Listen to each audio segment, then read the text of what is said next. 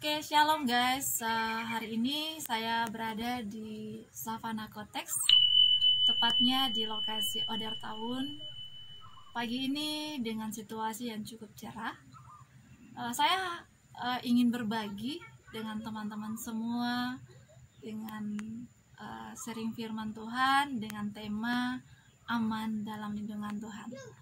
Nah, saudara, hari-hari ini situasi sangat mencekam.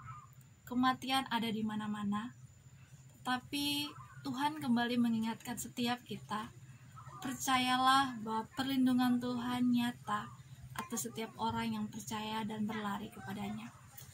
Alkitab berkata dalam firman Tuhan dalam Mazmur 91 ayat yang ke-7, walau 1000 orang rebah di sisimu dan 10.000 di sebelah kananmu, tetapi itu tidak akan menimpamu. Sekali lagi Alkitab berkata, walau 1000 orang rebah di sisimu dan 10.000 rebah di sisi kananmu, tetapi itu tidak akan menimpamu. Alkitab dengan tegas menyatakan bahwa semua hal yang terjadi ketika kita datang dan berlindung kepada Tuhan tidak akan pernah menimpa kita.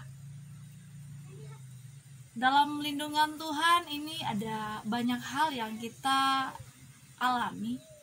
Mungkin saudara luput daripada banyak hal, dari sakit, saudara Tuhan pulihkan. Banyak hal yang kita lewati, Tuhan tolong. Tapi situasi hari-hari ini sangat mencekam sehingga membuat ketakutan itu melampaui iman kita, melampaui daripada iman percaya kita kepada Tuhan. Saudara, ketahuilah bahwa ketakutan itu adalah cara kerja musuh yang membuat kita menjadi tidak bisa maksimal, tidak bisa datang kepada Tuhan, sumber kekuatan kita. Ada dua hal yang perlu kita lihat bersama, bagaimana supaya kita bisa aman dalam perlindungan Tuhan.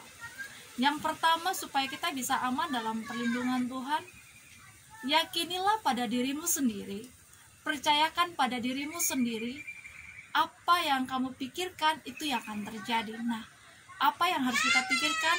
Yang pertama, jangan takut. Ketika kamu tidak takut, berbicara bukan karena kita punya dua nyawa, no. Tapi berbicara tentang siapa yang kita percaya. Kenapa kita harus tidak usah takut? Karena kita tahu siapa yang ada di sebelah kita, siapa yang ada depan kita, siapa yang ada di belakang kita, bahkan siapa yang hidup dalam kita. Ketika kamu percaya bahwa Tuhan yang kamu sembah ada dalam hidupmu, datanglah kepada Tuhan tidak dengan cara lain. Dalam situasi hari-hari ini, ketika situasi itu mencekam, datanglah kepada Tuhan dengan apa? Berdoa. Doa menjadi bagian yang membuat kita semakin kuat. Ketika kamu berdoa dalam situasi ini, doa itu yang akan mengubahkan situasi hidup kamu di sekeliling kamu.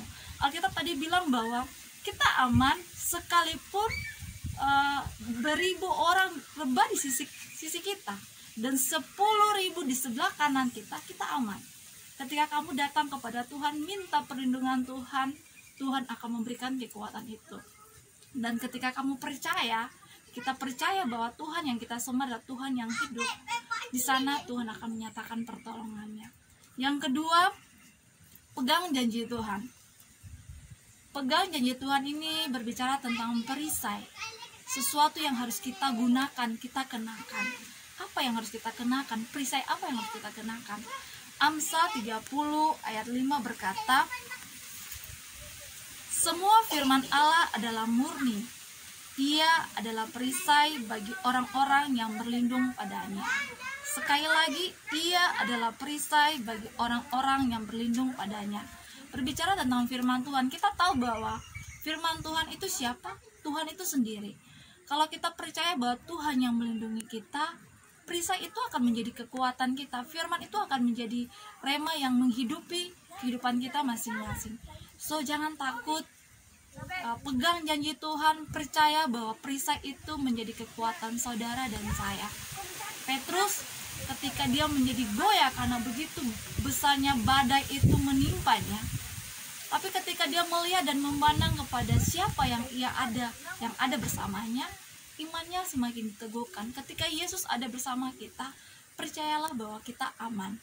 Percayalah bahwa perlindungannya tidak pernah meninggalkan kita ketika kita datang sungguh-sungguh di hadapan Tuhan, membawa seluruh kehidupan kita kepadanya. Pesan saya, situasi boleh mencekam, tetapi iman kita harus semakin menguat di dalam Tuhan. Pegang janji Tuhan, jangan menjadikan rasa takut itu melampaui iman percayamu, tapi jadikan dalam situasi pandemi ini membuat kita semakin melekat kepada Tuhan dalam doa kita, dalam keseharian kita bersama Tuhan, dalam firman-Nya, menghidupi firman-Nya, biar firman itu menjadi rema dan kekuatan bagi kita. Demikian, Tuhan Yesus memberkati.